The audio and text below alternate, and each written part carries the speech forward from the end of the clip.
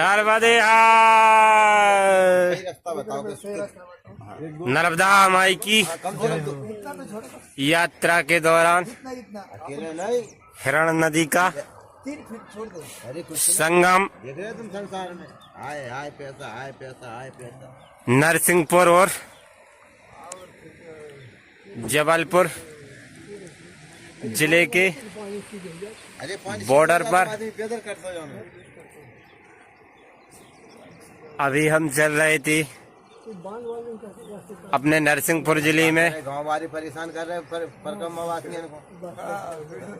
अब जैसे ही परेशान थोड़ी कर रहे। ये हिरण नदी पार गाँव में चले जाओ तुम 4-5 क्षेत्र करने के बाद क्षेत्र जबलपुर जिले में अपने क्षेत्र में जाओ। वृंदावन में है खेती की तरह, प्रवेश गंगा जी में है खेती की तरह। करेंगे।